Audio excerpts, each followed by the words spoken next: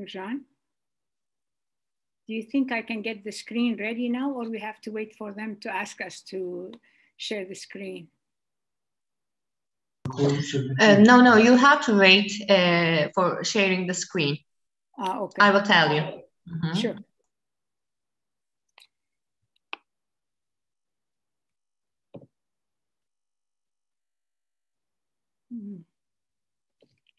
Totally. Maybe it's better. Merhaba kıymetli öğretmenlerimiz ve velilerimiz. Hoş geldiniz. Toplantıya geçmeden önce lütfen isimlerimizi büyük harflerle ad, soyad ve okul şeklinde düzenleyelim.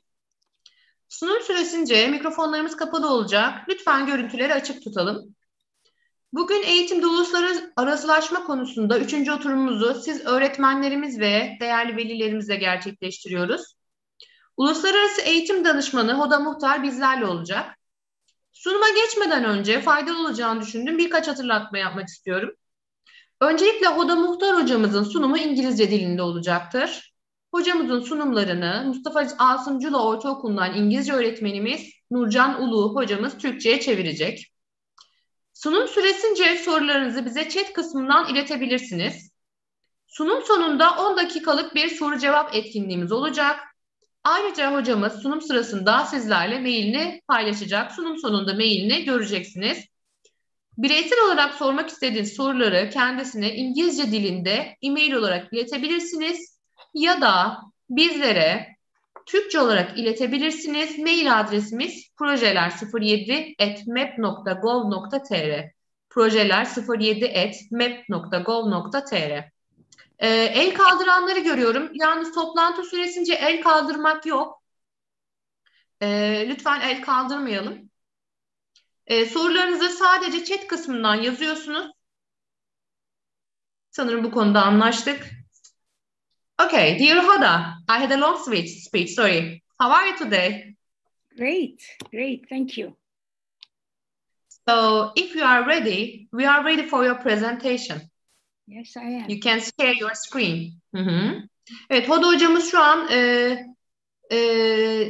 ekranını paylaşacak. Bugün eğitimde uluslararasılaşma konusunda 3. oturumumuzu öğretmen ve velilerimizle gerçekleştiriyoruz.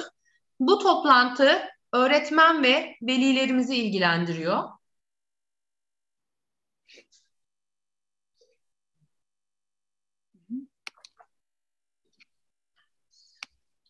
Okay, there's my screen.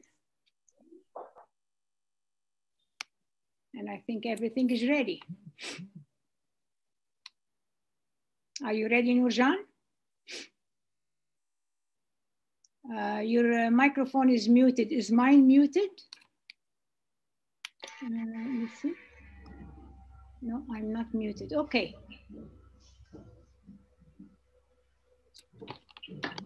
Well, paper. All right. So good afternoon, parents and teachers of the region of Antalya. I'm truly honored and quite pleased to be invited by the Provincial Directorate of National Education in Antalya, and in collaboration with the e-twinning and the EU Commission of Education, to share my experiences with you. So welcome everyone. Before I start, go ahead. Öncelikle sevgili Antalya'nın anneleri, babaları, sevgili çocuklar, öncelikle beni davet ettiğiniz Milli Eğitim Müdürlüğü tarafından davet edilmekten çok onur duyuyorum. Sizlerle bilgilerimi paylaşmaktan onur duyuyorum. Teşekkür ederim.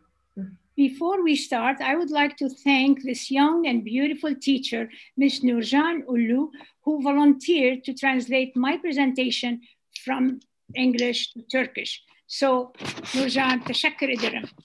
My pleasure. Ayrıca bana da teşekkür ettiğini de söylüyor. I would like also to thank another beautiful teacher, Ms. Sima Aykuş, who also volunteered to translate your questions to me, and then I will answer them and Nurjan will translate them again. Evet, ayrıca Sema hocamıza da teşekkürlerini iletiyor. Çevirmede yardımcı olacak. Sizin sorularınızı Bizlere soracak ve biz de size çevireceğiz. Evet. Sema, did you mention about the numbers of, or should I mention it again? Well, I'll know what you mean. Şimdi bu slide, her slide'ın her birinde bir numara var. Hangi slide ilginizi çekerse ve bu konuda bir soru sormak isterseniz slide numarasını yazın ve sorunuzu ona göre sorun lütfen.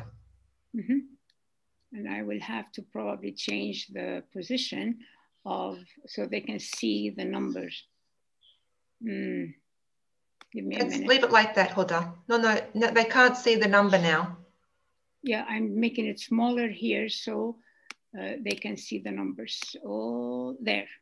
You see? Now it's better. Okay, well, today we are talking about the impact of child parenting on students' learning. How well have we done as parents and as teachers so far? Evet, burada bugünkü konumuz öğrencilerin öğrenmede ebeveynlerin etkisi. Biz ebeveyn ve öğretmen olarak bunu ne kadarını başarabildik? Okay. Well, Franklin Roosevelt was an old US president. He said, "We cannot always build the future for our children, but we can build our youth for our future." Powerful. And Nelson Mandela said, "Education is the most powerful weapon you can use to change the world." And an African proverb says, "It takes a village to raise the child." This is how important teachers and parents and the community together to help raise children. Evet. Franklin Roosevelt'a göre biz gençlere her zaman geleceği inşa edemeyiz. Ama gelecek için gençleri inşa edebiliriz. Nelson Mandela, eğitim dünyayı değiştirmek için en güçlü silahtır ve bir Afrika atasözü der ki, bir çocuk yetiştirmek için bir köye ihtiyacımız vardır. So, next slide culminates everything. Whitney Houston culminates the whole idea, please. Evet, burada da yine bir şarkıcı Whitney Houston'ın aslında hepsini özetleyip söylediği bir dörtlük var. Paylaşmak istiyorum sizinle. Çocuklar bizim geleceğimiz olduğuna inanıyorum. Onlara iyi eğitim verin ve bırakalım onlar bize yol göstersinler. Onlara kendi içindeki güzelliği gösterin, kendilerinle gurur duymalarını gerektiğini öğretin. Yeah. So that's our job as teachers and parents, is to let them lead the way and sense of pride. Thank you. So, Mommy, Daddy, did you know that? Evet, hemen bunu ben sizlere çevireyim. Sevgili anneler ve babalar, bunları biliyor muydunuz? Öğrenciler doğuştan beri evde öğrendikleri becerilerle okula gelirler. Bu beceriler yeterli ya da yetersizdir. Bu tamamıyla evde nasıl yetiştirildiğine bağlıdır. Yani burada aslında sizleri yansıtıyor. Yeah. This is very, very important. When you affirm to your children that they are smart, hardworking, good listeners, helpful, caring, and kind, you are really affirming them to be so and to become so regardless of the age.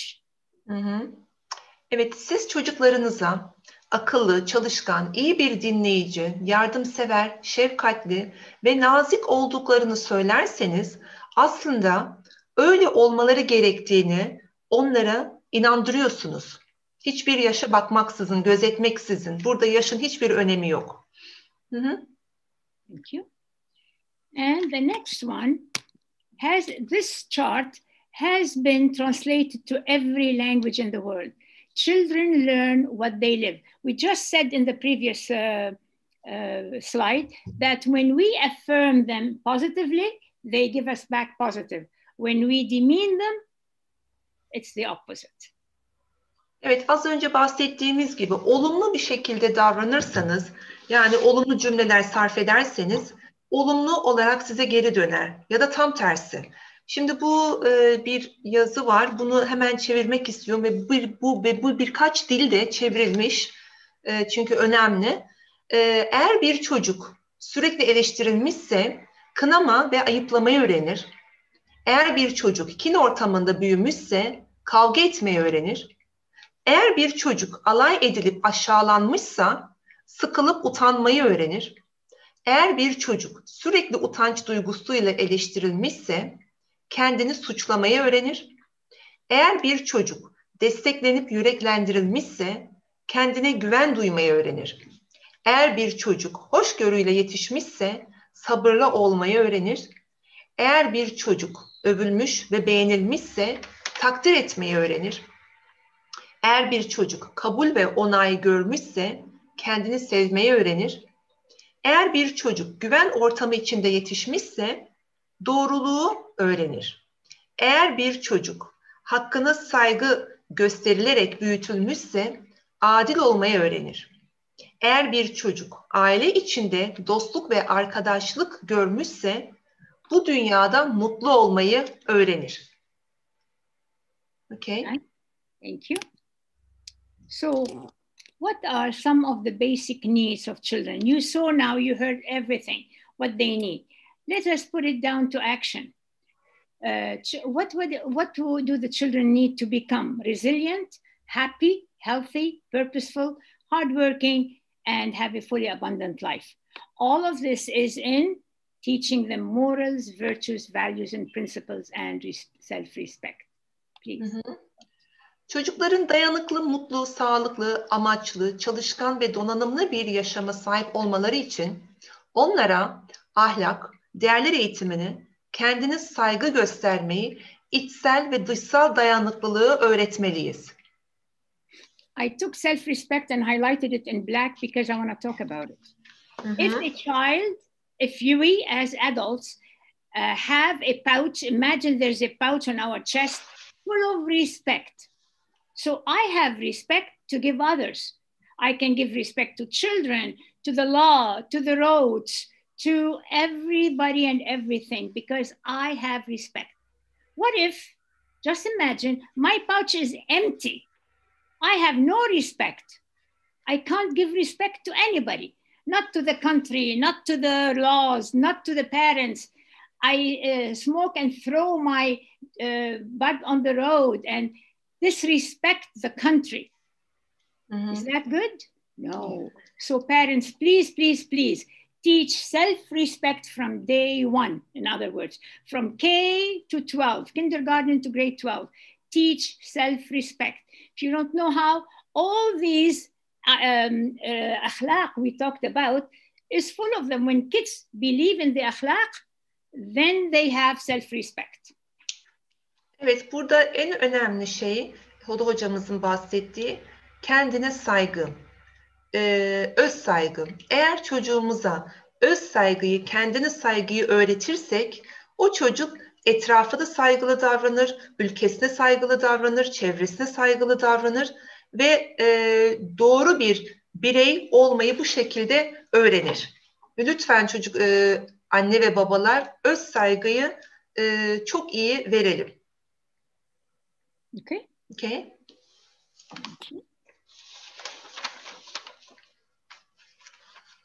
Children's needs.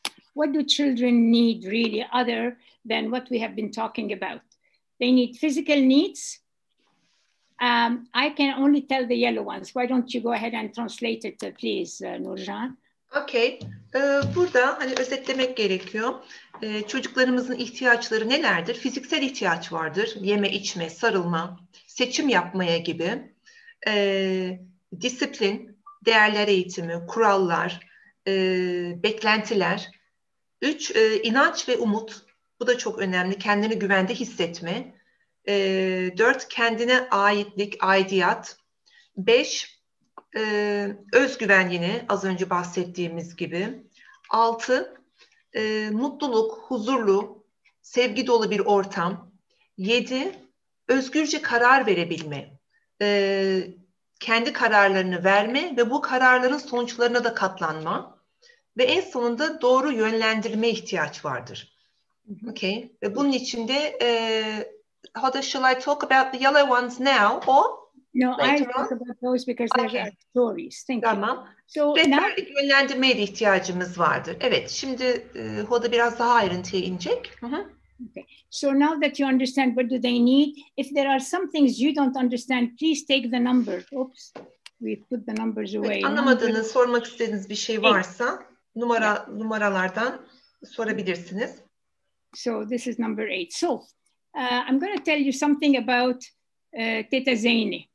This is a story actually happened to us when we were young. My mom believed that we all have to help, especially Saturday morning, everybody has to have a chore. So I have two grandmothers, one Swedish, one Lebanese. The Swedish lives with us. The Lebanese comes in and knocks at the door and just entertain and have coffee. Want to explain so far? Şimdi bir anısını anlatmak istiyor Hoda hocamız. Burada ev işleriyle ilgili. Şimdi Hoda hocamız küçükken annesi onlara sırayla bir sorumluluk veriyordu. Biri evi siliyordu, biri paspaslıyordu ve erkek kardeşi de dahil buna. Ve Hoda'nın 2 tane anneannesi varmış. Birisi Lübnanlı, birisi de İsveçli. Okay. So one Saturday morning, we're all into our chores. My brother, 9 years old, he's mopping the floor. And I was cleaning the glass, the windows, and everybody was busy. My grandmother, the Lebanese one, decided to come and have coffee in the morning. She walks in and gets in. My mom opened the door, invited her to the living room. What does she see? My 9-year-old brother mopping the floor. She went berserk. Oh my goodness, why are you making a boy clean the floor? And so my mother, with all her calmness, she called my brother, come here, Hanny.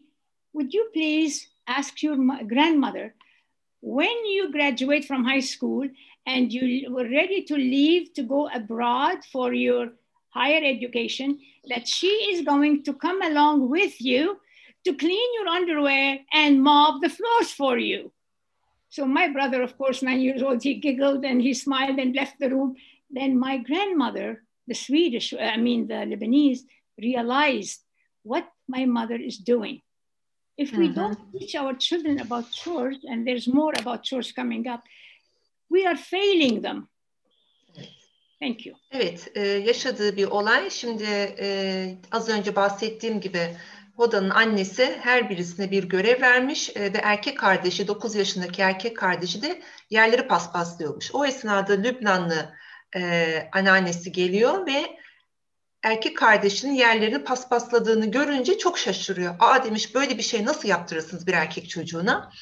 O esnada annesi çağırıyor ve diyor ki oğlum diyor, bak diyor, sen üniversiteye gittiğin zaman, evin olduğu zaman diyor, anneannene söyle, o gelecek ve bütün ev işlerini o yapacak. Söz verdirt anneannene diyor.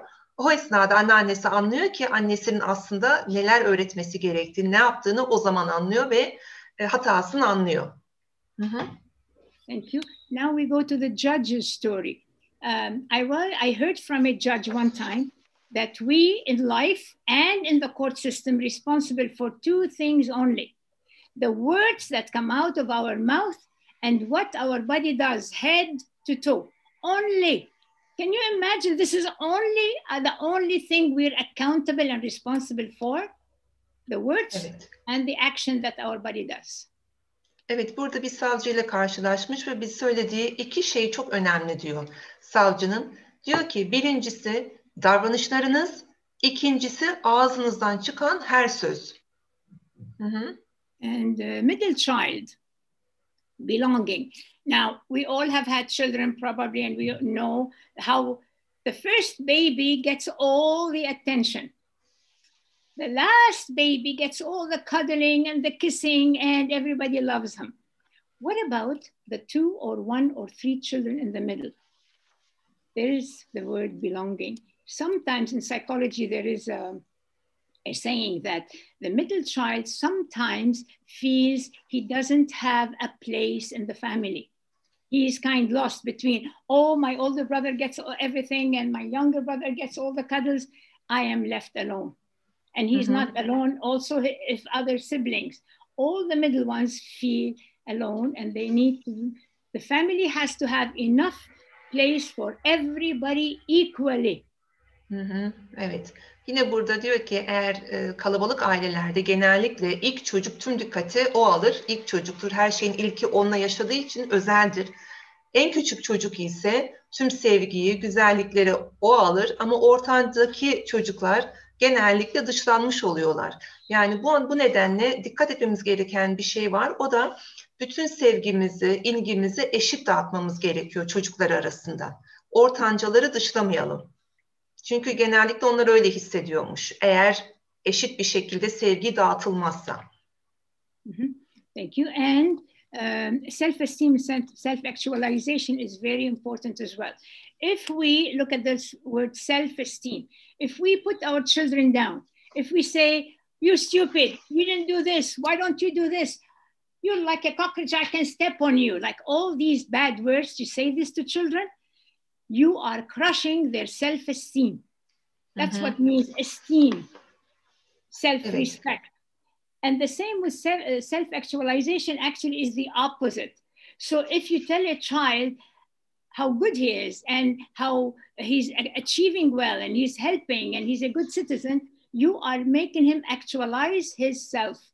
And when you see we're coming up with Maslow's hierarchy of needs, you're going to see where is self-actualization at the top. Yine burada çocuklarımızı özgüveni zedelemeyelimden bahsediyor. Zedelemeyelim, onlara olumlu cümleler sarf edelim, sözcükler ifade edelim ki kendilerini gerçekleştirmesine izin verelim. Bu çok önemli. Onların özgüvenlerini zedelememiz çok büyük bir hata olur. Olumsuz cümleler, kelimeler sarf etmeyelim. Olabildiğince olumlu cümleler, sözcükler, ifadeler kullanalım ki bilinçaltı onları o şekilde kabul etmesini sağlayacaktır.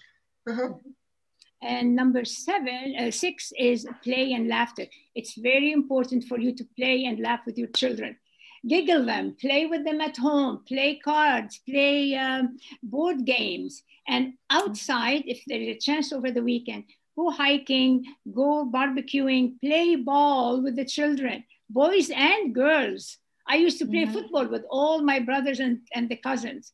So no difference between games and laughter and all those things, but they are very important for children. Evet, burada da yine çocuklarımıza çok kaliteli zaman geçirmeye özen gösterin diyor.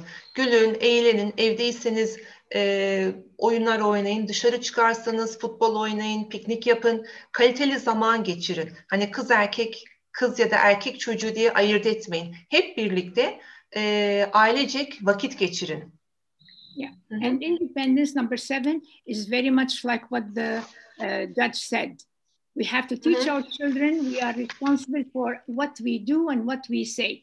And we have choices. So if you want to teach your children choices, you ask them, or if they can't write, you sit there and you write for them.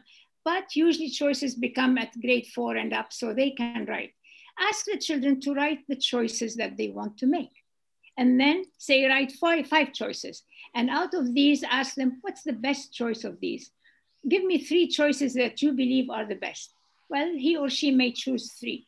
Okay, out of these 3, what is the best choice? And then you will be teaching children to make good choices in life. Evet, burada da yine çocuklarımıza özgürce karar verebilme yetisini kazandırmamız gerekiyor. Kararlarını kendi verecekler ve sonuçlarına kendine katlanacaklar. Ama bunu yaparken de önce bir karar verirken 5 tane seçenek, sonra oturup tartışıyorsunuz, onu 3'e indirgiyorsunuz. Daha sonra onu en doğru karar vermesine yardımcı oluyorsunuz. Ve bu verdiği kararın arkasında durmasına da yardımcı olacaksınız. Bunu da iyice vermemiz lazım. Karar verme yetisi ve sonuçlarına katlanabilme. Okay, and the last one is guidance and plus cognitive and learning other languages. Guidance, every person needs a guidance so many times, even adults. What about children? So they need our guidance. Sometimes they just rush out of the house without a coat and it's freezing. And all these little things to the bigger things, they need guidance from the parents. Proper, positive guidance. Evet. Onları çocuklarımızı yönlendirmemiz de çok önemli. Her alanda. Evet. Arkadaşları değil de sizler ön planda olmalısınız. Çünkü daha önceden de bahsetmiştim. Arkadaşlar burada daha ön planda ama siz ebeveyn olarak onlara olabildiğince olumlu bir şekilde yönlendirmeye çalışalım. And the language? You can talk about the language you already know. Ayrıca bir önerisi var Hoda hocamızın. Diyor ki çocuklarımızı bir ikinci dili öğretmemizde çok büyük bir fayda vardır. Çünkü loblar arasındaki bağlantılar çoğalmasına neden olacaktır. Ve bu da ayrıca onları birçok hastalıktan da koruyacaktır. Alzheimer gibi. Yani ikinci dil kesinlikle öğretmenizi tavsiye ediyor. Okay. There's more needs at home and at school for ages 4 to 18. All these important things that are written right here are mainly particularly for all ages, but particularly for 4 to 18, please. Yine evde ve okulda öğretilmesi ihtiyaç olan bazı yetiler var ve bunlar genellikle 4 ve 18 yaş arasında. Onlara çocuklarımızı öğrenmeyi öğretmek, sosyal becerilerini öğretmek, problem çözme, karar verme, arkadaşlık becerisini ilerletmek, diğer öğrencilerle işbirliği içinde olabilmek, iyi iletişim kurmak, yaratıcılık ve yenilikçilik olmak, eleştirel düşünebilmek ve bu tür becerileri öğretmemiz gerekiyor. Ve toplumsal gönüllülük hizmeti. Bu sanırım 8. ve 12. sınıflarda bunu başlayabiliriz. Bunlar iş hayatında daha başarılı olmalarını da sağlayacaktır ilerleyen yıllarda. Eğer bunları öğretirsek. Okay. And now more needs, he said that. And here's Maslow's hierarchy of needs. Let me go up a bit and move us out a bit. Okay. Well, go ahead. You already... Evet, burada Maslow'un ihtiyaçlar piramidi dediğimiz bir tablo var. Bu piramitte 5 katmandan oluşur ve insan ihtiyaçlarını gösterir. En alttaki basamağa ihtiyacını gideremezsek bir üst basamağa çıkamıyoruz. Bunlar nelerdir? En alttaki fizyolojik nefes alma, yeme içme gibi, güvenlik, kendi özgüvenliğimiz, iş güvenliğimiz, sağlığımız, aile güvenliğimiz, sevgi, ait olma hissi, dostluk, aile, özbenlik, özgüven, başarı, başkalarına saygı göstermek, başkaları tarafından saygı görmek ve kendini gerçekleştirme, ahlak, yaratıcılık, problem çözme, ön yargılı olmama gibi ihtiyaçlarımız bu şekilde ilerlemektedir. Thank you. And now we're going to move to another area, which is, have you ever questioned why some children are more self-motivated than others? You see your neighbor's child, well, he's so confident and self-motivated. Why my children are not like this? So Nurcan, take it from here. Siz hiç kendi kendinize sordunuz mu? Başka çocuklar neden daha motive, neden daha sorumluluk sahibi? Bunu hiç kendinize sordunuz mu? Diye bir sorumuz var. Ve bu şekilde ilerleyelim. Çocuklar fiziksel, wait a minute. Okay, evet. You can talk. Yeah. Evet, so, I asked this. Evet. You're done? Okay, let me add one thing for this. So this is very important for both parents and teachers, how important it is for them to both work together. The school and the home are parallel to the child. Of course, more love at home, but the actions are parallel. Yine şöyle bir cevap verelim. Evet, çocuklarımız neden hayatta daha başarılı olurlar? Neden? Çünkü sosyoekonomik ve bilişsel zeka gözetmeksizin içsel bir dürtü onları ısrarlı bir şekilde devam etmeni sağlıyor. Bunu kim yapıyor? Bunu veliler ve aileler yapıyor. Yani evde öğretilenler, okulda öğretilenler çocuğumuzu daha sorumluluk sahibi yapmasını sağlayabiliyoruz. Daha özgüvenli, daha motive. Bu tamamıyla velilerin ve öğretmenlerimizin sayesinde oluyor. Bu yüzden öğretmenlerimize ve ebeveynlerimize teşekkür ediyorum. Teşekkür ederim. Both teachers and parents. Okay. more needs for children's safe and physical harm and fear at home or at school. Whether at school there's bullying, whether at home there is abuse and hitting, this is about it. Now we're going into that area. Please. Hı hı. Evet, çocuklar fiziksel şiddetten ve korkudan uzak durmalılar. Bunu nasıl sağlayabiliriz? Onları güvenli, huzurlu bir ev ortamı, çocuklarımızı ihtiyaç anında onları desteklemeyi ve teselli etmemiz gerekiyor. Ne kadar kızgın olursanız olun, kontrollü davranmanız ve iyi bir rol modeli olmanız gerekiyor. Asla fiziksel şiddet uygulamayın ve çocuğunuzu tehdit etmeyin. Okay. Next one is be very careful. Hitting your children teaches them among many harmful things, two essential things: to hurt the ones they love and to love those who hurt them. Where is the logic? Evet, çocuklarımıza vurduğumuz zaman aslında onlara iki şey öğretmiş oluruz. Sevdiklerine zarar vermeyi ve kendilerine zarar vereni sevmek. Burada çok mantıksız bir durum var ama sonuç bu. Besides, abuse or hitting action is against the law. Evet, birçoğumuzun da bildiği gibi istismar her türlü yasalara aykırı. Ne tür istismarlar var?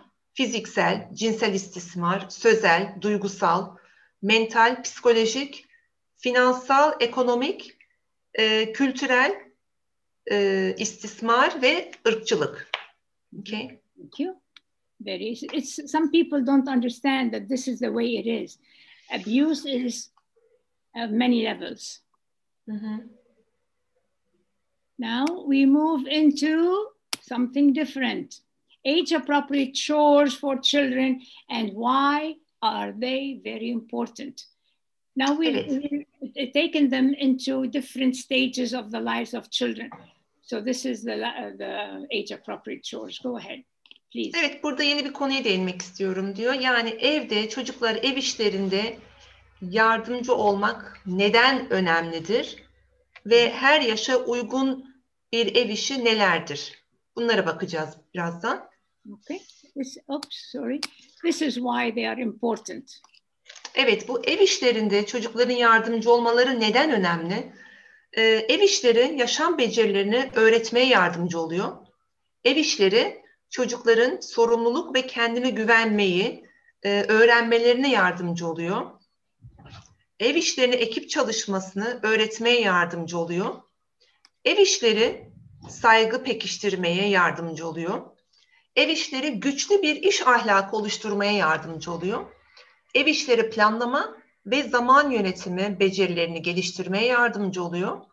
Ve ev işleri aile bağlarını da güçlendiriyor. Okay. And now here are the charts. So this is a chore chart. And I think our pictures are in the way, so I'm moving them away a little. So this is a chart that teaches, the first one here is all about brush your teeth and put your clothes on. This is normal. However, sometimes you have to ask the children to help out. Instead of saying, Ali, go empty the dishwasher. Mehmet, go clean the mirror in the bathroom. Instead of giving orders like this, you get to the child, either both together or one at a time, and you say, hey, honey, today I'm going to ask you to help me out. Would you rather, give them a choice, would you rather empty the dishwasher or would you rather set the table? And wait for their answer. And if they say, okay, now they can't say no. They say, okay, I will empty the dishwasher. Thank you. Thank you for helping. Evet, şimdi çocuklarımızı nasıl ev işlerinde yardımcı olmalarını sağlayabiliriz? Öncelikle Ali çabuk şu masayı sil ya da masayı topla diye emir vermek yerine onlara seçenek sunmalıyız. Mesela bulaşık makinesini boşaltmak istersin yoksa masayı mı kurmak istersin diye bir seçenek sunduğumuz zaman çocuk otomatik olarak birini seçecektir. Ve yaptıktan sonra onlara da teşekkür etmemiz de gerekiyor. Ki bir dahaki sefere bir daha yardımcı olsunlar. Now for Saturdays, there's more chores in the house, so you want the kids to be participating more often. So you ask him or her, it's Saturday, we have so much work. I would like you to choose 2 of the things we're going to give you.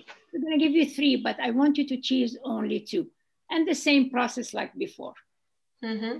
Evet, hafta içi biraz daha az ev işleri verebiliriz, yardım etmelerini sağlayabiliriz ama hafta sonları biraz daha fazla vermekte fayda var. Yine bir seçenek yerine 2-3 tane, bir tane seçmek yerine 2-3 tane seçmelerini sağlamamız gerekiyor hafta sonları ve bu şekilde devam edecektir. Now, I don't have it in this PowerPoint, but I have others. And one of them shows how to help children manage money by, after they finish these jobs, you can give them extra jobs that are paid for. And the money that you pay them, even $1 or 5 liras, they can collect this money and then in summer go on summer camps, do activities, play volley, play ball, you know, you will be teaching them money management at the same time. Evet. Burada yine bir görev verdiğiniz zaman onlara küçük bir miktarda para da verebilirsiniz. Dolayısıyla parayı da idare etmeyi de öğrenecektir çocuklar. Yani çok fazla olmadan bir 5 lira, 2 lira vesaire ekstra yaptıkları bir iş olduğunda diye bahsetti bize Hoda Hoca. Bunu da öneriyor. Olabilir diyor. But we don't allow them to come back and want us to pay for every chore at home. No. They are living with the family. They have to participate in the house. Tabii bunu her görev için yapmayacağız yani. Bu ekstralar için.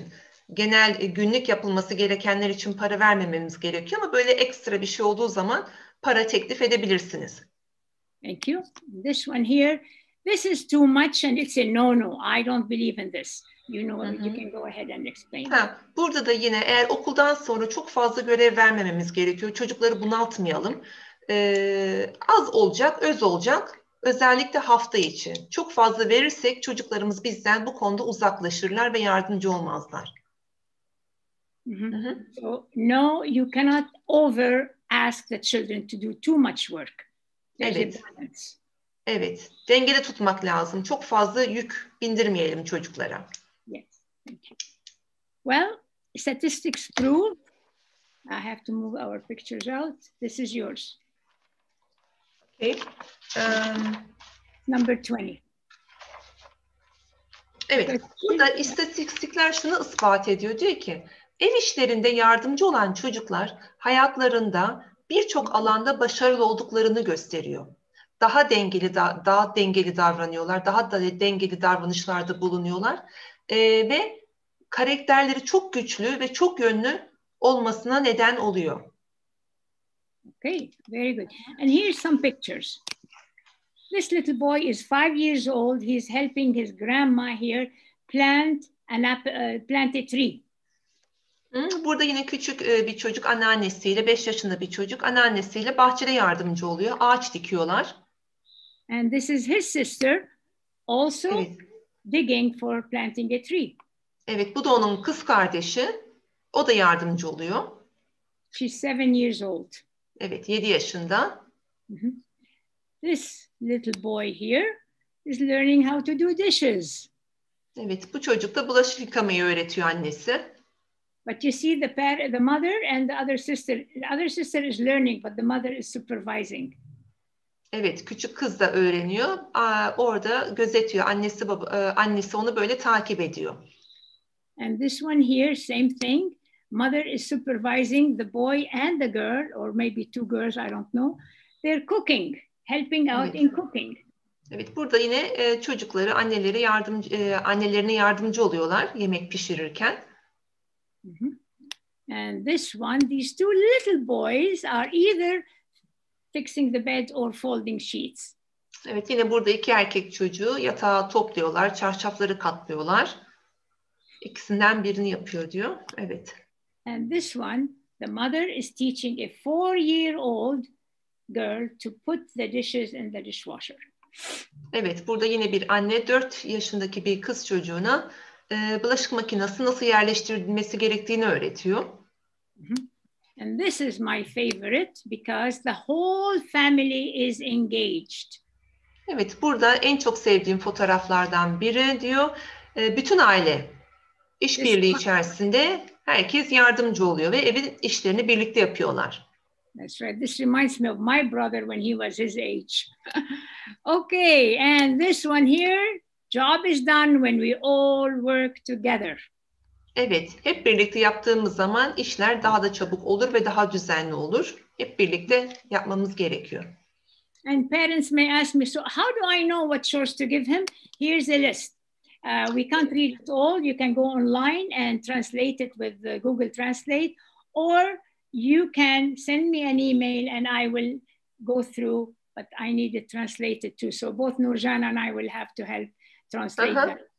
Burada yine yaş grubuna göre ayarlanmış hangi yaşa hangi iş yapılabilir diye. Bunları tek tek anlatamayız şimdi diyor ama isterseniz bana mail atın, ben bunları size gönderirim ve daha sonra çevirebiliriz birlikte diyor.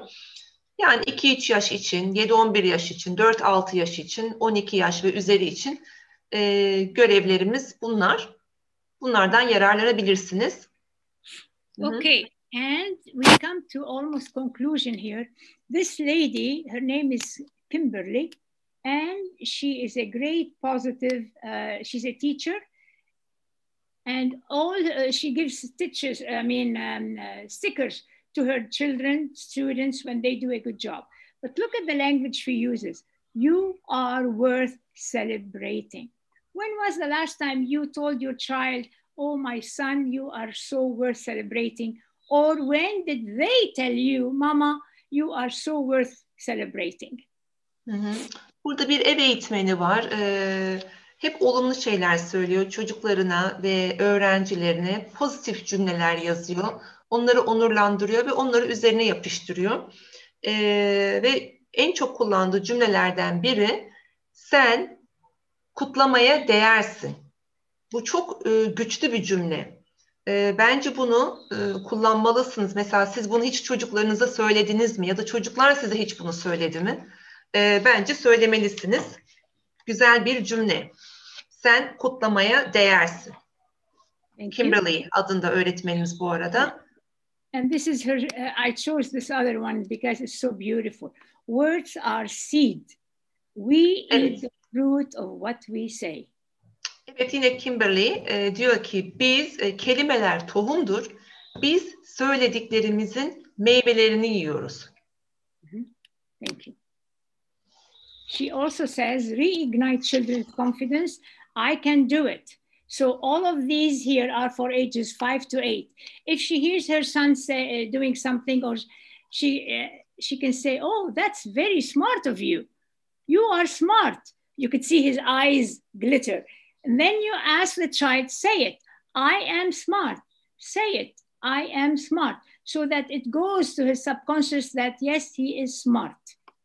Evet, burada 5 ve 8 yaş arasındaki çocuklarımıza olumlu cümleler söylemeniz gerekiyor. Bunlar nedir? Ben zekiyim, ben seviliyorum, ben özelim ve ben paha biçilmezim.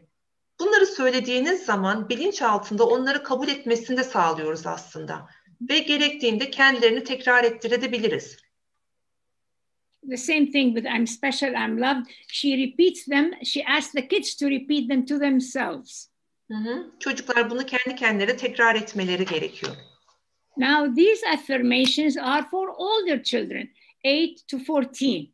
Evet, bunlar 8-14 yaş arasındaki çocuklarımıza söyleyebiliriz. Ben çalışkanım, ben korkularımı yenerim, ben doğruyu söylerim, ben hassasım, ben kurallara uyarım, ben cesurum, ben yeterim, ben yapabilirim.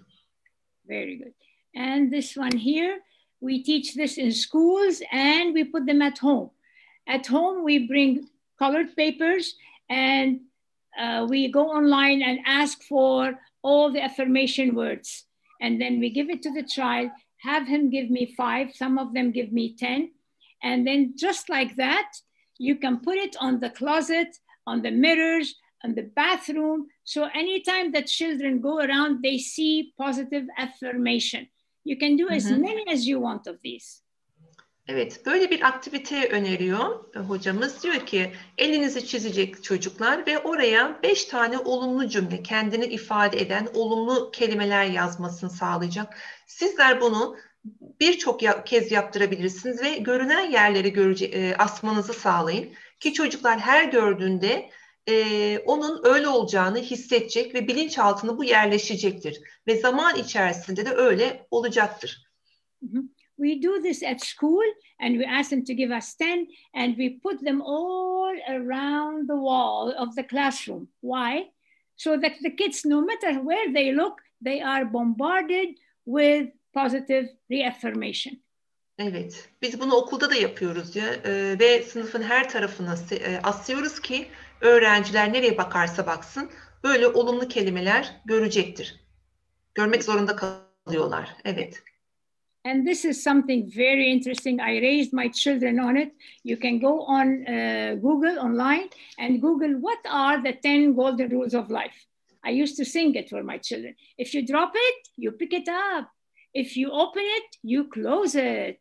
And so on and so forth. Until it got into their heads from a very young age. They are organized, they are helpful, and all the things that you put in their heads stays in their heads. Hı. Evet, ben çocuklarımı bu 10 altın kuralıyla yetiştirdim ve bunu Google'da da görebilirsiniz. Küçük yaşta verdiğim için artık kendiliğinden bu tür davranışları oturtturdular içlerinde. Hemen ben çeviriyorum size. Eğer düşürürsen toplayacaksın. Açarsan kapatmalısın. Kırarsan düzeltmelisin. Eğer bozarsan yardım alırsın düzeltmek için. Dökersen silmelisin. İhtiyaç varsa bir ihtiyaç halindeysen orada olursun. Yani o kişinin yanında olursun. Eğer giyersen asmalısın. Dökersen boşaltırsan doldurmalısın. Her sabah yatağını topla. Ailene ve yardımcı ol. Akşam yemeklerinde ve yemeklerde yardımcı olabildiğin kadar yardımcı ol. Onlara evinde ve ev işlerinde yardımcı ol. Tebrik ederim. Sen çok sorumluluk sahibi bir kişisin. Sen söylediklerin ve yaptıklarınsın. Teşekkürler. Bravo. One teacher, a mother and a teacher, told me one time, oh my goodness, if I apply all these, I don't need anyone to come and help me in the house. Everything is going to be nice and tidy and clean. I said, yes, this is the golden rules of life. Evet, bütün çocuklar bunu yaparsa diyor, bir anneyle konuşmuştum diyor. Eğer benim çocuklarım hep bunu yaparsa diyor, zaten benim hiç kimseye yardım ihtiyacım yok. Herkes sorumluluğunu bilmiş oluyor diyor. But I told her what's more important is your kids learn the skills. Evet, böylelikle çocuklar kendiliğinden bunları öğrenmiş oluyor. Yeah. So, mommy and daddy, don't give up on your children when they give up. Our job is never to give up on our children. We keep trying. Evet, sevgili anne ve babalar, çocuklarınız pes ettiklerinde çocuklarınız vazgeçtiklerinde siz onlardan vazgeçmeyin. Sen onların rol modelisin. I do have to apologize. I took more time, but to me, this is so important because we get the teachers and the parents working together. Evet, burada önemli olan öğretmenlerin ve velilerin birlikte hareket etmesi. So, Sema, it's all yours. Okay. Yeah, I'm hearing you. Okay. You have any questions? If the audience have any questions, you can translate.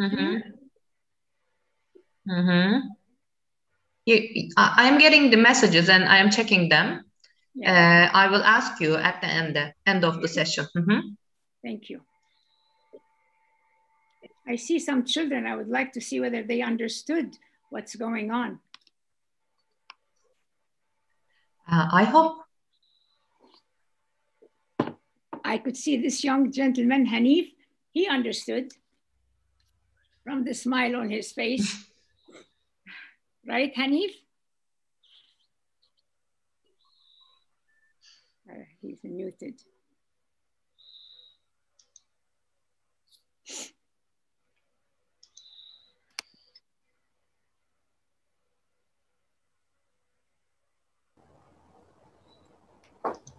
Hello. Hi, Hanif. I hope you understood. My name is Hoda. Hanif, my sister. Sorry, my apology. I don't speak Turkish yet. I'm learning. Trust me, I have to learn. So what is your name? What is your name? My name is Hoda. Okay. Tasharrafna. I'm glad to meet you. How did you understand everything or part of it? Hepsini anlattı mı yoksa bazılarını mı anlattı diyor. Hepsini anladın mı? Çoğunu anladım. Hello Tom. Yeah. He understood most of it. Good. Good. What school does he go to? Hangi okula gidiyorsun? Okuluna. Antalya Barosu Mesleki Teknik Anadolu Lisesi. Okay. Good. If you understood most of it, that means you have a good teacher. Does she help you listen and talk and then read and write? Öğretmenin sana yardımcı oluyor mu? Bayağı iyisin diyor. Herhalde öğretmenin son derece ilgili seninle. Doğru mu? Yes. Yeah. Good. Good. Good. Listening is very important. The baby stays for 7 months before he says, Mama, Baba. He listens. And then he talks. And then he starts reading and writing later. Evet. Bir çocuk zaten önce 7 ay bir dinler. Ondan sonra konuşmayı başlar. O yüzden önce dinlemeliyiz değil mi diyor. Daha sonra konuşursunuz. Evet. Do you think Sema has any questions? Or should we? I don't know. Sema, any questions?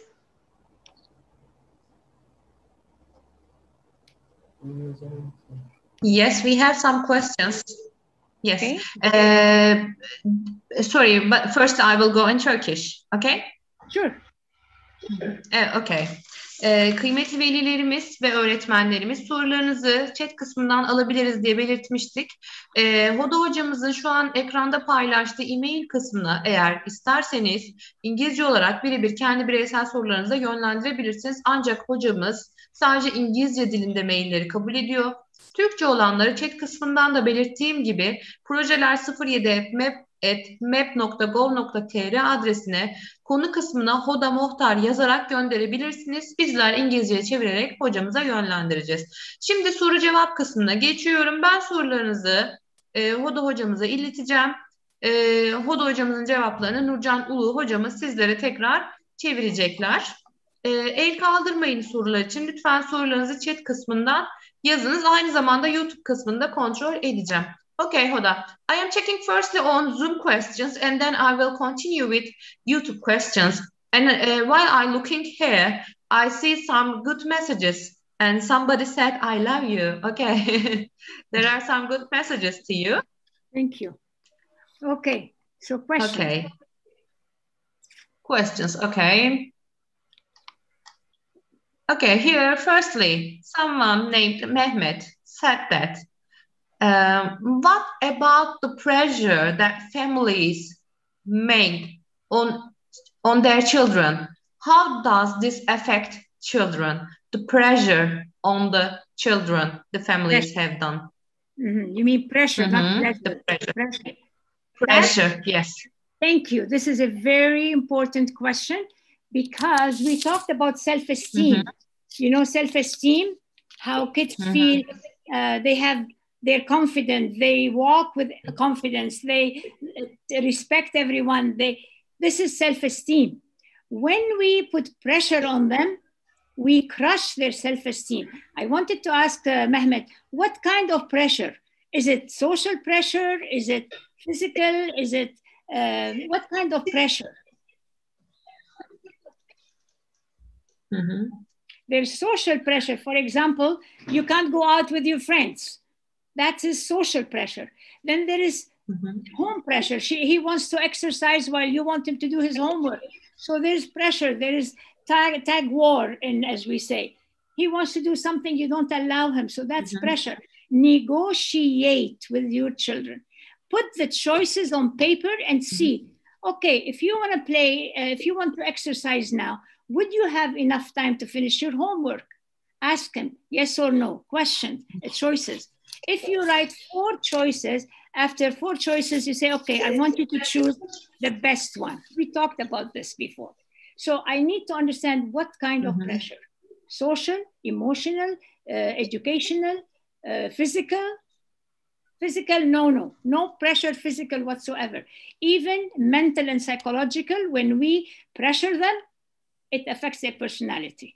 You lose the self-esteem and the self-actualization. Why did we show the hierarchy of needs? To show you, the higher you go, you need more self-actualization and self-esteem. Sorry, Nurcan, I got away. Oh my goodness. That's okay. I hope Evet, we took burada sorulan soru çok fazla baskı. Değil mi Sema Hocam? Soruyu bir daha alsam ben. Ne dedi tam? Evet, evet. Soruyu söyleyeyim. Çocuklara fazla baskı yapmaları çocuklarda nasıl bir etki yaratır diye bir soru hocamıza yönelttik. Yani özet olarak özgüven eksikliğine sebep oluyor bu. Yalnız burada hani nasıl bir baskıdan bahsediyoruz diyor. Eğer hani oyun oynamama baskısı mı yoksa fiziksel baskı mı? Zaten fiziksel baskıya son derece karşı. Ama eğer sonuçta bu tür baskılar tabii ki çocukları olumsuz yönde etkiler ama özgüvenini kırar. Ama eğer oyun oynamama gibi örnek verirsek eğer çocuklarımızı onu seçenek haline getirmemiz gerekiyor. Tamam oyun oyna ama sonuç ne olacak? Ya da oyun oynarsan, şu kadar saat oyun oynarsan ne olur gibi çocuklarla soru cevap şeklinde tartışırsanız bu tür sorunlar daha rahat çözümlenebilir. Ama genel anlamda tabii ki çocukların özgüvenini zedeliyor. Aşırı baskı. And there are many dangers. Tamam, okay. Go ahead. Another one. It's okay. We talk more. Okay, another question. Diğer bir soru Akif Yılmaz'dan. Bizim sorunumuz çocuklarımıza sorumluluk görevini kazandıramamamız. Bunun için öneriniz nedir? Another question from Akif Yılmaz, and he says, our problem is that we can't make our children gain the responsibility. We don't have them the responsibility we want them to have. So what can we do? What's your suggestion for them? As you saw in the PowerPoint, I showed you how to teach them from a very young age. You can even show them the PowerPoint, translate it to them so that they understand they are part of the family, they are responsible, they have to do chores, they have to listen to their parents. They are the children, you are the parents. Yeah.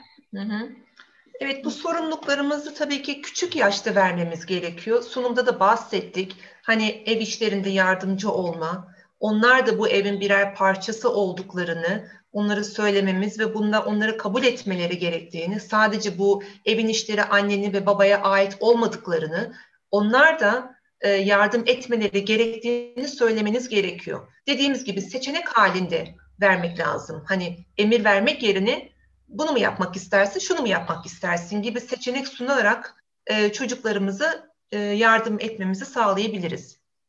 Also, we talked about giving them choices. We have to explain to them that they're part of this household. Everybody works. We're all responsible. However, give them choices. Don't yell at them and go empty the dishwasher. Go clean your room. No. Bring them, sit down with them and say, I'm going to ask you to do a few things. Listen carefully. I want you to choose. Dishwasher emptying, fix your room, or do your homework. Give me 2 choices. You see? Evet. Negotiation is very important. İşte az önce dediğim gibi yine seçenek sunaraktan çocuklarımızı işbirlik içerisinde çalışmamızı sağlayabiliriz. Bağırmak yerine. Bağırdığımız zaman ters tepki alıyoruz. Evet. There's a common problem I see with many parents about television time or phone time. This is a big international problem, but now Google had limited up to age 13 the time that the children can play on their iPhones. Above 14, the children have to understand homework, chores, come before fun. En büyük problemlerden biri yaşadığımız ki uluslararası bir problem haline geldi artık bu televizyon izleme ve cep telefonla oynama. 14 yaşına kadar onları süre tanımamız lazım. Bir saat limiti olması gerekiyor. Ve 14 yaşından sonra çocuklarda şu bilinci uyandırmamız lazım. Yani öncelik dersler ve ev içinde yardımcı olma. Daha sonra oyunlar gelmeli. Bu bilinci oluşturmamız gerekiyor çocuklarımıza. Okay, next. Okay. Diğer bir soruya geçiyorum. Göktürk Piri'nin güzel bir sorusu var. Merhaba, neden çocuklar anne babalarının söylediklerinin tersine davranırlar? Çocuklar bize ne anlatmak istiyor? Another question from Göktürk Piri. Firstly, he says, hello. Why children act reversely of what their parents say? They do the reverse thing, what the parents say. Why do they act like that? Very, very good question. There is a proverb in English says, what you give comes back to you. Translate, Nurcan, please. Yeah. And then... Ne verirseniz onu alırsınız diye bir cümle söyledi hoca bu cümle için. Bu sorunu için. Yeah, it's a bit harsh for me to say. Sanırım cevabını aldık. It's a bit harsh for me. I think that's the answer. No, wait, that is the answer. What you give comes back to you, which means when you are not listening to them and negotiating and giving them choices, they are not going to listen to you. This is a very important one. Life, physics, they can give equally. So of course you might say, I am the father, I'm the mother, they're supposed to listen. Yes, but there's a way of negotiating, of explaining. It takes a big effort to raise children positively. Evet, yani sonuçta çocuklarımızı dinlemeliyiz diyor. Yani onlar da sizi dinlemeli, siz de onları dinlemelisiniz. İyi bir iletişim halinde olmak zorundasınız. Yes. Eğer böyle olursa zaten iletişiminiz iyi olduğu için birlikte hareket edebilirsiniz gerektiğinde. Sizi dinleyeceklerdir. Emma, by the way, this is life. What you give to life, life gives back. Yeah. Next question. Yeah. Okay. Diğer bir soruya geçiyorum. Birkaç tane aynı sorudan gördüm. Biz çocuklarla kaç saat oyun oynamalıyız diye. Dear Hoda, I have seen a few questions, the same question. In fact, they ask how long we should play together with our children. How long? Oh, that is nice too. You can play as long as they have time. You have to prioritize. If they have a homework or if they have a chore to do, like setting the table and helping mom prepare dinner or dad is preparing dinner, when they finish helping and when they finish their homework, it's time to play. So they can sit together after dinner and play together, board games, laugh, jokes. If there's a nice program, they all watch together, a funny program, not violent. They can watch it together, depending on the age. Remember, we have huge age difference between all the categories we're talking about.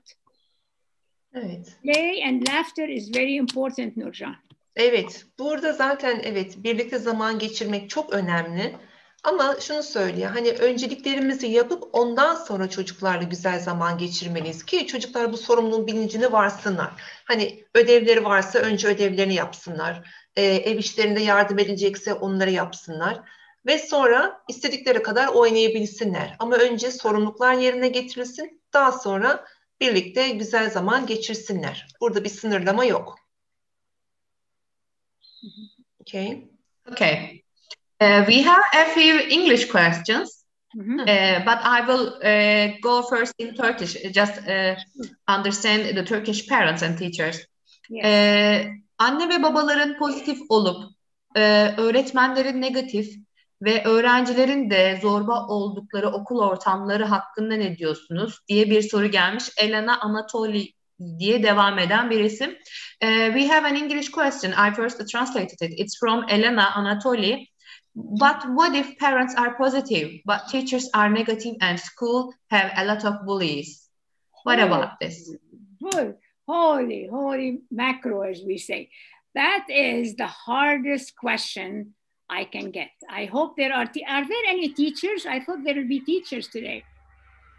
Do you know if there are teachers or is it only parents? I don't know. No, for you, Sima, are there teachers? Sema, I think teachers are here as well, yes? Okay, I hope. Yes, parents are positive, but teachers are negative and school have a lot of bullies. No, we're saying in the seminar, the people, the participants, I think we have teachers here as well, yes? Teachers and parents, yes. Yes. We do. Now yes. We did a presentation 3 days ago for teachers. And this question is so important because children are bullied at school. There's no supervision and children get away with bullying if the administration and the teachers do not know how to stop bullying. So this question goes back to the school. If I were a mother, I would go and bring this out to the school and mention in a very polite way that we need the school to take strict actions and start using positive reinforcement in the class, outside, in the buses, everywhere. No person has the right to bully, to demean, to put down a child, not at home, not at school. That's how we make them more positive when they grow up.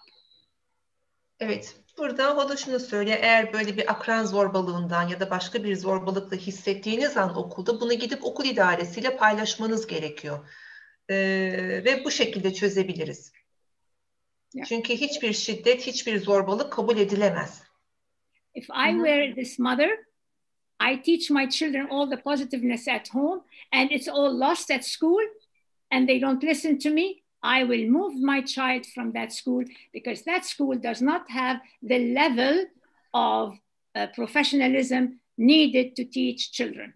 And I don't want to know the school, please. We're not, Evet. Yani burada eğer ben olumlu davranıyorsam, çocuğumu özgüvenini arttırabiliyorsam ama okulda bunu sağlayamıyorsam ben çocuğumu o okuldan alırım. Çünkü okulun bu anlamda zayıf olduğunu söyleyebilirim. Hiç uğraşmaya gerek yok. I see. Hoda, we have lots of questions. Sorry, go on, please. I was going to say, I see a picture of a father and a son, a teenager son. And by the looks on their faces, I see that there is a mutual understanding, there is respect, there is care, there is the child is able to open any question and talk about it. Burada seyircilerimizden birini görüyorum diyor. Baba oğul çok güzel bir ilişkileri var. Birbirleriyle konuşuyorlar, sohbet ediyorlar. Güzel bir manzara, güzel bir durum. That's good. Gönül rahatlığıyla sanırım oğlan babaya her şeyi sorabiliyor. Doğru mu acaba? Evet, kafa sallıyor. Evet, doğru. Ne güzel. So Sima, it's up to you. Evet. You can send them all to me in an email if we have no time. I'm free. Whether people are free, whether you are free, whether you're out, your choice. Because we have lots of questions, I see more than 50 messages here. I will just pick a few of them and then I will finish the session. Okay? And I will send them. And I will send them later. Yes. Maybe we can do a Q&A session for this. Yes, this is important because I don't want anyone to feel left out. Send me the messages all, and I will take time to answer them. Meanwhile, whatever time is left, we can go ahead. Kıymetli velilerimiz ve öğretmenlerimiz, çok fazla mesaj olduğunu belirttim.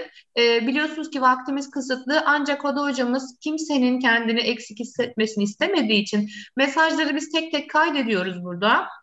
Ben kendisine bunları birebir çevirip Türkçe olanları mailinden yönlendireceğim ya da sizler İngilizce olarak Hoda hocamızın şu an ekranda görünen mailine kendiniz de yönetebilirsiniz sorularınızı. Daha sonra bu soruların cevaplarıyla ilgili bize hocamız dönüş yapacak. Yine bunların paylaşımını biz sizlere sağlayacağız. Birkaç tane daha sorudan devam edeceğim. Sonra YouTube'dan alacağım. Çünkü o tarafta da bir kitlemiz var. Şöyle hemen göz atıyorum. Just a second, monsieur. Nurcan, did you translate into Turkish the lady who asked me the question in English? I did. Oh, thank you.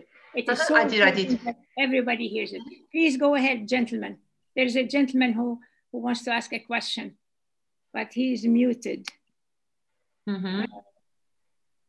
Okay. You are opening them. Okay. No. Okay. No, Hoda hocamız birkaç kişiyi içeri aldı. No, I couldn't. Okay. Now you open it. Evet. Geliyor mu? Okay. Hoda hocamız birkaç kişiyi kendisi içeri alıyor sorularını yöneltmesi için. Evet. Sesim geliyor mu? Are you hear me? Okuldaki disleksi gibi kaynaştırma öğrencisi olan öğrenciler oluyorlar. Bunlar gerçekten baskı görüyorlar. Bunun birisi de benim oğlum. Ama çok şükür şu anda okudu. Barometrik sesinde bunu aştı.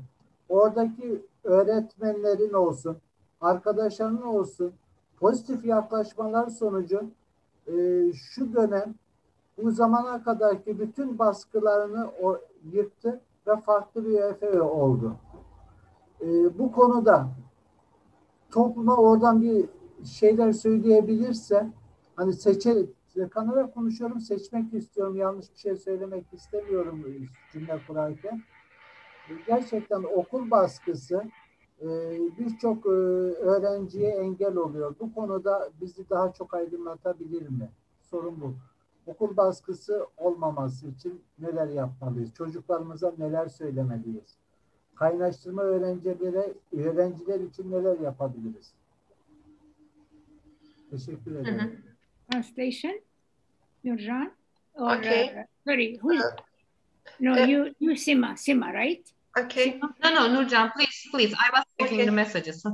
Okay. He's saying that I have a son he's got dyslexia, and he's saying that at the school we're having good positive reactions, so it helps my son to be a bit more better. But he's saying I'll have to ask him something. Beyefendi, bir şu soruyu ben anlayamadım. Okul baskısı derken neyi kastettiniz? Sesiniz açık değil. Chat kısmına yazabilirsiniz. Hani oraya anlayamadım. Yalnız kıymetli katılımcılarımız, özür dilerim. Evet, Hanife Ece Çaycı'ydı değil mi? Evet, chat kısmına yazabilirsiniz. Yalnız kıymetli katılımcılarımız, chat kısmına çok fazla gereksiz mesaj yazıldığını görüyorum. Lütfen bu yaptığınız hoş değil. Soruları kaçırmamıza neden oluyor. Lütfen gerekmedikçe chat kısmını kullanmayalım. Evet. Hanife Bey, buyurun. İsmim Mahmut. Ses açıldı, duyuyorsun sanırım. Kaynaştırma öğrencisi olan oğlum geçmiş yıllardaki okullarda arkadaşlarına durum anlatılamadığı Hayır, bitmedi. Baskı yedi. Odadayım, soruları alıyorum. Sesim geliyor mu? Hı. Bu baskı sonucunda da okulda gerekli performansı gösteremedi. Şimdi öğrenciler tarafından mı bu baskı yapıldı? Evet. Ama şu anda ki okuduğu lisede barometrik sesinde bunu aştı. Yani bu yapılabiliyormuş demek ki. Gerçekten aile kadar okullardaki rehber öğretmenlerin de bu konuda eğitilmesi çok önemli diye düşünüyorum. Sadece not alan kişiler değil, günlük hayata geçiren kişiler olmaları ve ailelerin de bu konuda bilgilendirilmeleri gerekir diye düşünüyorum. Evet. Peki sorunuz nedir?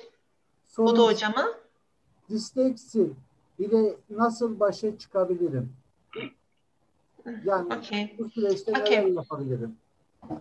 Okay, one of our parents is asking Hoda that his son is dyslexic and he had a bit of bullying at school because of this. And he's asking that there are some few students that have the same problem, but at the school that he is going now, one of his teachers is helping him, the ones at psychological part, and they're helping him. And he's saying that, yes, he can be in a better position. Okay. But now he's saying, how can we, what can I do for my son so he can get over this dyslexia problem? Yeah. Okay, thank you. First off, dyslexia can be treated. There are many organizations. We help children. I am in education and psychology and social work. So I can help problems at home, I can help, but I'm not in a position, I'm volunteering everything I do. I cannot, I don't know. But your teacher, let me go back. First off, is the school private or public? It's public. So I'm very happy to know that the public school is dealing now with this teacher is helping him in dyslexia. Translate that and then we continue. Evet, şu anda bulunduğu okulun bu şekilde yardımcı olmasına çok sevindim. Memnun oldum diyor. Özellikle bir devlet okulunun olmasından dolayı. Bir de diyor ki disleksi tedavi edilebilir. Yeah. Second, classroom management is so important, synonymous with self-respect. You see how much I talk about self-respect? If the teacher has taught his students self-respect, and classroom rules do not include, oh, put your hand up before going, put your hand up before asking permission to go to the bathroom or whatever. This is not classroom. This will automatically come. When we teach our children, for example, my classroom rules were, you have the right to be respected and the responsibility to respect others. So apparently, no respect for others in that classroom. And then we continue. Can you explain that or is it too much? Kısaca burada, I'll summarize it. Kısaca burada öğretmenin görevi çok diyor. Yani çocuklarımızın zarar görmemesi için öncelikle öğretmenlerimiz çocuklarımızı empati yapmayı öğretmemiz gerekiyor. Ki diğer çocuklara zarar vermesinler. So I would go to that school if I was the parent and I will bring this up with the presence of the teachers of his class and the principal, because he has a problem with with all the teachers. Now, if not all the teachers are not helping him, it's a different story. But looks like most of the teachers are not helping him. He would have improved otherwise. Evet, sizin bahsettiğiniz okul, önceki okul, akran zorbalığı yaşadığı okulda sizin yerinizde olsam diyor okula giderim ve durumu anlatırdım diyor. Belki hani müdürün bu olaylardan haberdar olması gerekiyor. Ki daha sonraki bir problemde müdür bey önlemini alsın. You do not have to be afraid of the principal or the teachers. You have the right. Your government opened the schools for children to learn properly. Evet, korkmanıza gerek yok. Zaten diyor sizin en doğal hakkınız çocuklarınızın sağlıklı bir eğitim alması için. Yeah. Bu sizin hakkınız zaten diyor. I have another presentation for teachers, and in it we talk about classroom management, dealing with kids, all those. Maybe some other time I will put it on my Facebook and then on my website, and then you can all join in. Yeah. Evet. Kendi web siteme de diyor bu konuyla ilgili diyor bilgiler vereceğim. Oradan takip edebilirsiniz. Oradan da bilgiler öğrenebilirsiniz diyor. Ben de şunu eklemek istiyorum. Sorry, I would like to add something because we had sessions already on YouTube. Kıymetli velilerimiz ve öğretmenlerimiz bizim diğer iki oturumumuz YouTube kanalımızda Antalya Milli Eğitim Müdürlüğü'ne ait YouTube kanalında zaten yayınlanmış durumda. Oradan gidip de izleyebilirsiniz. Hoda hocamızın sık sık bahsettiği öğretmenlerle birlikte yaptığımız oturum YouTube kanalımızda var. Oradan da geriye dönüp bunları izleyebilirsiniz. Hoda, I was informing the parents about our already done sessions because they are on YouTube already and it can be watchable. They can go in and watch again. So I was reminding them. Oh, okay. And lastly, I will. Yeah. Okay. Lastly, I will get a few questions from YouTube Live, and then I'm going to finish the session, and I will collect the questions and send you. Okay? Okay. You have my email, and that's all. Very good. Thank you. Yes. Thank you. You are welcome. Thank you. Kıymetli velilerimiz ve öğretmenlerimiz. Yes. Şimdi YouTube üzerinden de sorularımızı kontrol ediyorum. Birkaç soru da oradan cevaplayalım. Cevap veremediğimiz sorulara biz tekrardan dönüş sağlayacağız. Hoda hocamıza göndereceğiz soruları. O cevapladıktan sonra bir link üzerinden paylaşarak sizlerle paylaşımı sağlayacağız. Okay. YouTube'da Betül Çelik görev ve sorumlulukları küçükken daha çok almak isterken 13 yaşında ergende durum daha da zorlaşıyor. Pandemiyle ile birlikte daha çok bireyselleşiyor ve bencilleşiyorlar. Ne yapabiliriz? We have a question from YouTube Live, Hoda. Betül Çelik says that when they are younger, responsibilities and duties are easier. They get them.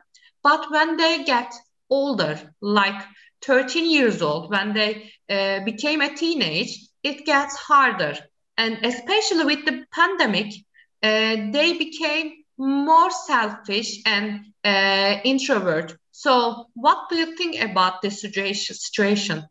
Yeah. Before I answer, I would like to get a chance to thank Nurjan and yourself for all the work and the volunteering that you've done. Please, could you translate that, Nurjan? Evet, sağ olun. Bize ayrıca tekrar Hoda hocamız hem bana hem de Sema hocama çok teşekkür ediyor. Tekrardan bunu özellikle belirtmesini istedi. Okay. You're welcome. My pleasure. Welcome. To answer the question, if we started teaching chores for our children from a very young age, this should be consistent. Yes, teenaging is a hard time. Yes, the students or the kids from age 12 and up, they're going through so many changes, physical, psychological, mental. They're creating their own personality for the future. So we have to be a little patient. Does not mean that they slag on their chores. It's still a chore. He still lives in the house. He still is part of the unit of the house. They all have to eat. They all have to work. They all have to help. He cannot say no. If he slams his head, there are consequences. The mom can say, okay, if you're not going to help us, how about other choices? Give him choices, other choices you can do. You don't want to fix your room. Could you help us cook tonight, please? I'll give you some choices. We have to negotiate. If nothing happens, then different solutions will be. Yeah. Okay. Do you have any solutions for that if they definitely won't do it? Well, if he's not going to help prepare dinner, he may not have dinner. Okay then. Yani kısaca evet diyor, küçük yaşta bunları vermemiz güzel diyor, yapabiliriz diyor. Ama tabii haklısınız, ergenlik döneminde bu çok zor. Ne yapabiliriz? Onlara yine az önce bahsettiğim gibi seçenekler sunarız. Hadi yemek yapmamıza yardımcı ol, ne bileyim masayı kur gibi seçenekler sunarsak da birazcık daha yumuşatabiliriz diyor. Ama buna rağmen yine de yapmıyorsa diyor, mesela yemek yaparken yardımcı olur musun diye rica ettiğimizde buna rağmen yapmıyorsa o zaman o akşam o da yemek yemeyecektir diyor. Yani bir nevi cezalandırmamız gerektiğini söylüyor. Devam ediyorum o zaman. Okay, I'm going on. And the last question from YouTube Live, this is the last one. What about the gifted students? What kind of things, what kind of cooperation the parents and teachers do for the gifted students? Very good question. Again, is the school private or public? For gifted students, we have both of them, in fact, both public and private schools. I mean, this case about gifted children or the other way around. Is this a private school? Well, I have no idea about this because the question is only what kind of cooperation the parents and teachers should do for the gifted students, and there is no other information. Yeah, the reason why I asked is that in the school management, there should be a place, a chapter for the teachers, how to handle gifted children, disabled children, children with difficulty learning. All of these should be handled by management in the very beginning. If the teachers are not if they don't educated? know how to handle, no, I mean, they're educated, but they may not have studied special needs. This is under special needs. If they haven't studied special needs, there's no way they're going to be able to help the child. So the parents get frustrated, the children are frustrated. You have to go back to the management of the school and ask for your rights. It is a right for special needs students to be engaged with everybody else and to have a teacher who has a background in teaching. I'm not saying they all have to major in psychology or social work, but we teach them. There's the management, the principal, they can get a speaker from outside to teach teachers how to handle special needs children. This is so important because somebody else before asked about a child who feels pressured. Maybe this child is not able to catch up with others. Maybe he has questions and he's shy to ask because others may laugh at him. All these issues have to be erased so that kids know they're all together. They have to work together, collaborate, communicate, use critical thinking. With these, there is no more. No one has the right to laugh at anyone else. On the contrary, they have to help each other. This is in collaboration, one of the 4 C's. Collaborate, communicate, critical thinking, and innovate. Evet. Yeah. Sema Hocam. Nurcan Hocam, ben soruyu tekrar yapayım. Üstün yetenekli çocuklar için veliler ve öğretmenler okulda nasıl bir işbirliği içinde olmalıdır diye Yasemin Ilıpınar sormuş. Evet, sorumuz bu şekilde. Burada özetlemek gerekirse Hoda hocamız diyor ki bu konuda uzman olması gerekiyor öğretmenlerimiz. Hani en azından bir eğitim alması gerekiyor. Hani sıradan bir okula vermek doğru olmaz. Çocuk için yanlış bir durum olur. Burada önemli olan çocuğunun bu konuda uzman kişiler tarafından eğitilmiş olmalı. Bunu da eğer yoksa bunu müdürle paylaşıp bir fikir edinmesi gerekiyor. Müdür bey onu bir şekilde yönlendirmesine yardım olmasını istiyor. Hani bunu okulla konuşarak iyi bir eğitim nasıl alabiliriz diye bir yol çizmemiz gerekiyor. I want to add something. I'm not asking about the school if it's public or private for any discrimination. No. If the school is private, the parents are paying from their own pocket to get specialized people to deal with them. If it's public, the public is dealing in as much capacity as they have. So I just want the parents to know their rights. When you're paying for your children's education, better be a very good education. Evet, özel okullara eğer çocuğunuzu gönderiyorsanız hani bu üstün yetenekleri olan bir çocuğunuz mutlaka eğitimini tam almasını sağlayınız. Çünkü bir sürü para veriyorsunuz. Çok fazla para veriyorsunuz. Bunu takip edin lütfen. Ama devlet okullarında da yine elinden geldiği kadar eminim ki müdürler ve öğretmenler elinden geldikleri kadar yardımcı olacaklardır. Ama siz de bunun peşine bırakmayın. Olabildiğince yardım isteyin ki çocuğunuz doğru eğitim alsın. Some private schools, some public schools are doing very good with special needs. So you have to check the schools and find out. Evet, iyi araştırma yapın. Özellikle özel okullar bu konuda gayet başarılılar. Yeah. Ona göre iyi araştırıp doğru bir okul seçin. If they don't Evet. get help from the principal, they should be able to have the right to write a letter to the higher educational office. Gerekli yerlere başvurmasında fayda var diyor yani. You have to because children. And when you have a school, you have a responsibility on your shoulders. I ran schools, I inspected schools. There is so much responsibility on the ownership and the governance of the school. whether private or public. We are teachers, we commit like doctors. Remember, we are leaders and professionals. In Canada, I can sign a passport because I'm professional. So it's very important. They trust us with their children. We have to do our best.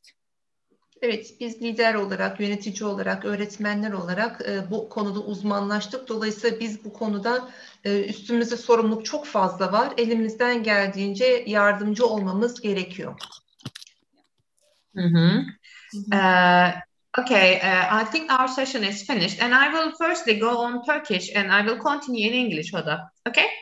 Okay. Kıymetli velilerimiz ve öğrencilerimiz, öncelikle İl Milli Eğitim Müdürümüz Hüseyin'in sizlere çok selam var. Programın yoğun olmasından dolayı bugün sizlerle selamlaşamadı, ancak çok selamlarını sizlere iletmemizi istedi. Ben sizlerin huzurunda Sayın Hoda Mohtar hocamıza ve çevirisiyle bizlere eşlik eden Nurcan Ulu'ya çok teşekkür ederim. Bugün bu toplantıya katılan siz kıymetli velilerimiz ve öğretmenlerimiz bizi mutlu ettiniz sorularınızla ve katılımınızla. Çok güzel bir toplantı oldu. Çok kıymetliydi her şey bizim için. Şimdi İngilizce devam ederek Hoda hocamıza güle güle demek istiyorum. Katılımınız için çok teşekkür ediyorum. Dear Hoda, because of the busy schedule, our directorate Hüseyin says lots of hi to you. And he would like to be here today, but because he has a busy schedule, he couldn't be. And I would like to thank you and Nurcan for translation. It was so precious for me, and all this information was worth everything, I think. And today, the parents and the teachers here, they are also so nice, and we have lots of good questions today, and it was a really nice session for us. And this is the end of our sessions, and thank you for everything. I hope we can meet again soon. We don't know. Thank you. Yeah. And thank you. Thank you. I hope I was able to help. And if the teachers later on want sessions on certain things, I am more than willing to go and help them out with special needs, with other areas of classroom management, because this is very vital. The children are our future. We cannot crush them down. We have to raise them up. Thank you. Evet. Sonuç olarak Hoda hocamız, çocuklar bizim geleceğimiz, onları olabildiğince yüceltelim, yükseltelim, özgüven kazandıralım çünkü onlar bizim geleceğimiz. Teşekkür ederim. Okay. Herkese Allah'a ısmarladık diyoruz. Goodbye. Kendinize iyi bakın. Bye. Thank you. Bye bye.